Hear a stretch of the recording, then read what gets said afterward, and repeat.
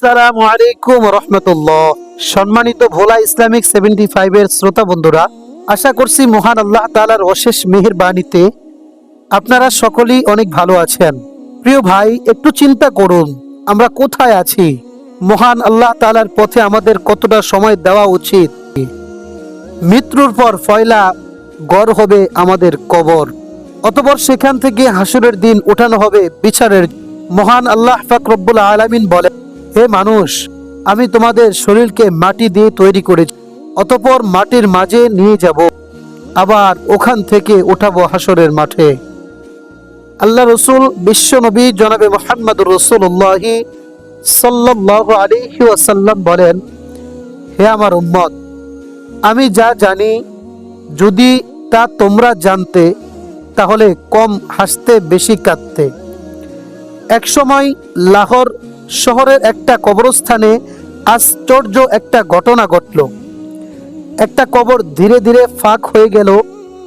সশব্দে ফাঁক হওয়া কবরটি একজন মহিলার। মহামহিম আল্লাহ পাক রব্বুল আলামিনের আশ্চর্য ক্ষমতার প্রকাশ। লাশটিরও কাফন পুরাপুরি নতুন, এক ফোঁটা ময়লা মাটি নেই, অথচ কবরটি অনেক দিনের পুরানো। মহিলার স্বামী এলেন খবর পেয়ে। তার অনুমতি নিয়ে কাফনের কাপড়ের মুখের দিক থেকে খোলা হলো।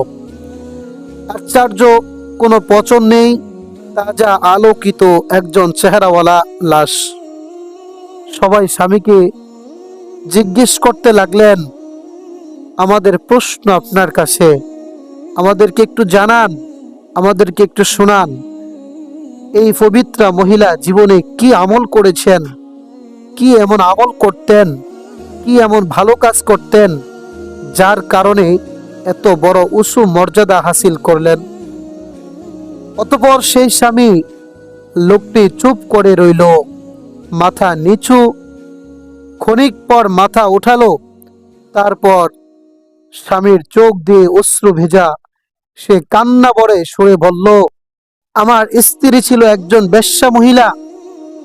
আল্লাহর তাআলার কি ইচ্ছা আমার সাথে তার পরিচয়। তার কথাগুলো বিশেষ গুণ দেখে আমি মুগ্ধ হয়ে যাই। আমাদের পরিচয় প্রণয় গড়ালো। তারপর অনেক সামাজিক বাধা বিপদ টপকে একদিন আমি তাকে বিয়ে করলাম, এবং অতঃপর মেয়েটি তওবা করলো। অতঃপর মেয়েটি তাবলিগ জামাতে মেয়েদের তালিম হয় সাহিওয়ালে, ওখানে সে যাওয়া আসা শুরু করলো। দিনী কথা শুনে তীব্র অনুতাপে অস্থির, আকুল আর ব্যাকুল হয়ে পড়ল আল্লাহর কাছে ক্ষমা পাওয়ার জন্য। রোজ বাসায় তালিম করত ঘন্টা খানিক সময়। সারাদিন সংসারের কাজের পাকে পাকে নামাজ, ইবাদত, বন্দিগি, কোরআন তেলাওয়াত ও জিকির আজকারে মুশকুল থাকত। মাঝরা দেশে ধর্মর করে বিছানা থেকে উঠে যেত, বিড়বিড় করত, হায় কি হবে আমার, আমার কবর আর হাসরের কি খবর, প্রভু কি আমাকে ক্ষমা করবেন। তার কথা শুনে আমার চোখে পানি চলে আসতো। সে ভোর পর্যন্ত নামাজ, কোরআন আর দোয়ায় মশগুল থাকতো। দুহাতে সে বলতো, হে পরম করুণাময়, সবাইকে মাফ করো, ক্ষমা করো, বিশেষ করে আমি যে পাপে লিপ্ত ছিলাম তাহাদের তওবা করো, আমাকে তুমি ক্ষমা করো। সে চিৎকার করে কাঁদতো দোয়ার মাঝে, আল্লাহর কাছে মুনাজাত ধরে। ভোর পর্যন্ত এইভাবে আল্লাহর কাছে আহাজারি করে যেত, কান্না করে যেত। আল্লাহর কাছে সে পাপের থেকে ক্ষমা চেত। আমার চোখ বেয়ে নেমে আসতো অশ্রু। আমি তারে চিৎকার শুনে, আমি তারে কান্না শুনে নিজের চোখের পানিকে আটকে রাখতে পারতাম না। দিনে রাখতো রোজা, রাতে করতো আল্লাহর ইবাদত। সে দিন দিন একেবারে শুকিয়ে গেল। সে অল্প দিনে অতঃপর মারা গেল। একবার হুজুরে পাক সাল্লাল্লাহু আলাইহি ওয়াসাল্লাম কোন এক পথ দিয়ে যাচ্ছিলেন। একধারে একটা নতুন কবর দেখে বললেন, কার কবর এটা? সাহাবা রাদিয়াল্লাহু তাআলা আনহু বললেন, হে আল্লাহর রাসূল, এটা হচ্ছে ওই প্রাচীন বুড়ির, যিনি সব সময় মসজিদ ঝাড়ু দিতেন। রাসূলুল্লাহ সাল্লাল্লাহু আলাইহি ওয়াসাল্লাম কষ্ট মাখা সুরে বললেন, আহা, দুঃখ করে উঠলেন, তার মৃত্যুর খবর আমাকে কেন জানালে না তোমরা? তারপর কবরের দিকে চেয়ে কথা বলতে শুরু করলেন। সাহাবা রাদিয়াল্লাহু তাআলা আনহু অবাক হয়ে গেলেন। তারা শুধালেন, হে আল্লাহর রাসূল, আপনি কার সাথে কথা বললেন? রাসূল পাক সাল্লাল্লাহু আলাইহি ওয়াসাল্লাম বললেন, আমি ওই বৃদ্ধার সাথে কথা বলতেছি। সাহাবায়ে কেরাম প্রশ্ন করলেন, ইয়া রাসূলুল্লাহ, তিনি কি কথা বললেন? রাসূল পাক সাল্লাল্লাহু আলাইহি ওয়াসাল্লাম বললেন, তাকে আমি জিজ্ঞেস করলাম, বুড়িমা তুমি কেমন আছো? সে বলল, আমি খুব সুখ শান্তি বিলাস আর ভবের মধ্যে আছি। সাহাবায়ে কেরাম প্রশ্ন করলেন, ইয়া রাসূলুল্লাহ, বুড়িমা আর কি বললেন?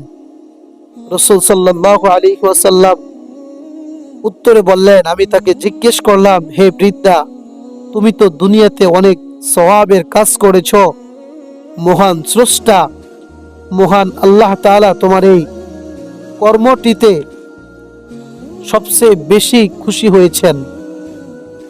সে বলল, হে আল্লাহর রাসূল, আমি দুনিয়াতে যতগুলো ভালো কাজ করেছি তার মধ্যে আল্লাহর কাছে সবচেয়ে এই আমলটা পছন্দনীয় হয়েছে, যে আমলটা হলো আমি সবসময় মসজিদ ঝাড়ু দিতাম। সুবহানাল্লাহ। একদিন আকাই নামদার তাজেরে মদিনা দুই দুনিয়ার বাদশাহ হুজুর আকরাম সাল্লাল্লাহু আলাইহি ওয়াসাল্লাম জান্নাতুল বাকিতে গেলেন। অনেকগুলো কবর দেখলেন, খুশি হলেন। শেষমেশ একটা কবরের সামনে দাঁড়ালেন। তার চেহারা মুবারক ঘাম দেখা দিল। অস্থির হয়ে পড়লেন। দুচিন্তায় চেহারা কালো হয়ে উঠল। হয়রান পেরেশান হয়ে গেলেন রাসূল। একজন সাহাবী প্রশ্ন করলেন, ইয়া রাসূলুল্লাহ, তার অবস্থা দেখে জিজ্ঞেস করলেন, হে আল্লাহর রাসূল, আপনি এমন অস্থির হয়ে গেলেন কেন? রাসূলুল্লাহ সাল্লাল্লাহু আলাইহি ওয়াসাল্লাম অস্থির কণ্ঠে বললেন, এই কবরের বাসিন্দার উপর ভয়ানক আযাব হচ্ছে, এমন শাস্তি হচ্ছে যা ভাষায় বোঝানো সম্ভব না। আহা, এই ব্যক্তির কি উপায়? বলে তিনি কবরে তার বুক মোবারক রেখে দোয়া করলেন, কিন্তু চেহারার প্রশান্তি এলো না। তিনি বললেন, দোয়া কবুল হচ্ছে না, কোনো রহস্যময় কারণে সাংঘাতিক বড় পাপ করছে এই ব্যক্তি। হুজুর সাল্লাল্লাহু আলাইহি ওয়াসাল্লামের অস্থিরতা বেড়েই চলল। তিনি বললেন, আমার উম্মতদের উপর এমন কঠিন শাস্তি হচ্ছে আর আমি বাড়ি গিয়ে ঘুমাবো, এটা কোনো মতেই সম্ভব নয়। আল্লাহ রাসূল সাল্লাল্লাহু আলাইহি ওয়াসাল্লাম তিনি একজন সাথীকে ডেকে বললেন, যাও মদিনার বাজারে, সেখানে আওয়াজ দিয়ে তাদেরকে ডাকো যাদের আত্মীয়র কবর এখানে রয়েছে।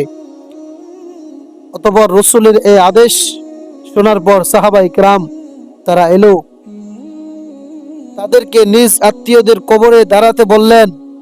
সবাই দাঁড়ালো, কিন্তু আশ্চর্য, ওই কবরের পাশে কেউই দাঁড়ালো না যে কবরের ভিতরে ভয়ঙ্কর আযাব হচ্ছে। বেদনায় নীল হয়ে গেলেন আল্লাহর রাসূল। অনেক পরে এলো একজন বুড়ি, ধীরে ধীরে লাঠিতে ভর দিয়ে তিনি দাঁড়ালেন এই কবরের পাশে। হুজুর পাক সাল্লাল্লাহু আলাইহি ওয়াসাল্লাম অস্থির হয়ে কান্না সুরে